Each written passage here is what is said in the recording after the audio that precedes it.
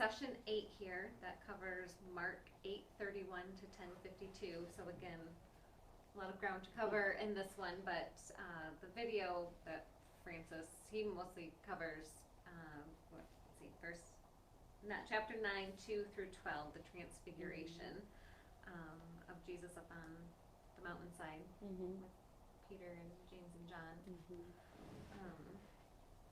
And this is kind of coming off the back of what we just talked about when Peter says, yep, you're the Messiah, and then they witness this transfiguration, right? Well, what stuck out to you?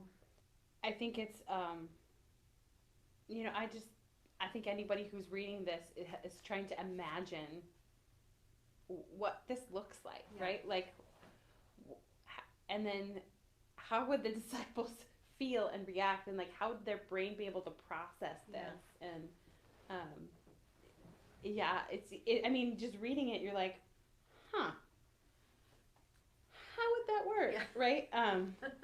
But again, like Francis kind of says that, like, there's this like glimpse of glory that God is giving them, and even that glimpse is just so hard for a human mind to process. That's probably what initially stuck out for me about this. Yeah. Did Francis say this in the video, or the Old Testament glory? Yes, yeah, he glory did cloud. say that. The Old Testament glory cloud. I love that. And then it kind of makes me think about the baptism too, and because God says very similar words like, "This is my son," but then he was talking to the disciples at that point, like, you need to listen to what he says, and just reinforcing Jesus' authority to them and who Jesus says he is. Yeah. But yeah, Peter he knows Jesus is the Messiah, but again, they're expecting a very different Messiah. Yes. They are expecting somebody to come and conquer the world as they know it. Right. Yeah. And so they're having a hard time wrapping their heads around that Jesus' mission is to come and serve and die. Yeah, because even Peter says, that won't happen, Lord, in verse 31, and, Jesus rebukes him. And it's like, get behind me, Satan. And you're not thinking about God's concerns, but human concerns. Like, you have in mind what you want, not what God has in mind here.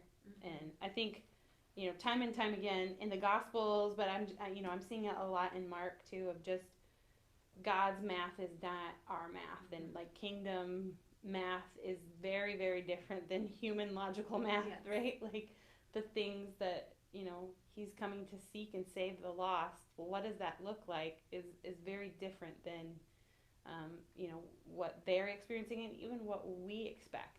And I think it's interesting too. When he's talking about taking up your cross before the transfiguration, it's saying, and I think Francis points this out, that the road of glory is with suffering. Like there's not glory without suffering, and this path, taking up your cross, it's going to be hard.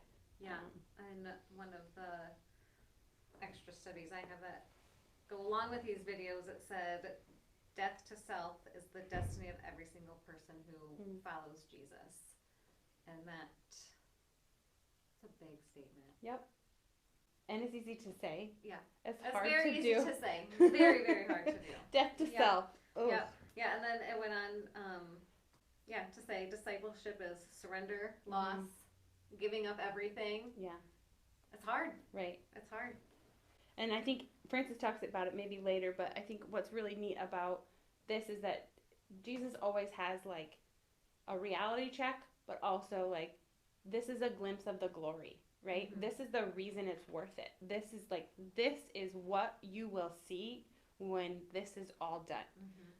You will see my glory in full. And, they want to just stay there and pitch their tents and like not go anywhere. But, God, Jesus is like, no, we have stuff to do, but I want to encourage you that this is why it's worth it. And I think we have to kind of be able to hold both of those things too. Is recognize their suffering, but there's glory and it's worth it, and we get glimpses of that. Let's not lose sight of that either. Another thing that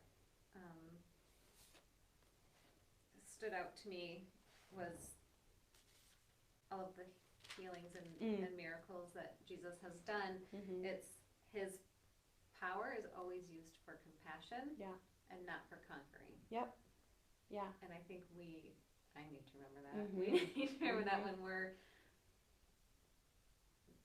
working with people and our relationships with people, that compassion comes first. Right. Love the people where they're at. Mission field is where we are. Right. Because he had, I mean, that's a great point, because he had the authority and the power to conquer them and to change their hearts, like if he wanted to, right? But that's not love. And so, you know, and like we talked about in the last session, like people had their hearts hardened to him, and he just walked away, brush it off, you know, brush the dust off your sandals and move on. Because that's not love. If people have to be like forced into it and conquered into it, they don't experience the love. And the compassion is, you know, I want you to want to be a follower of me, not to, you know, right? Like that's the thing in our house. I want you to want to empty the dishwasher. I want it to be something you want, and that shows that love, and that obviously that's what Jesus is trying to get after here. That service and sacrifice. Right.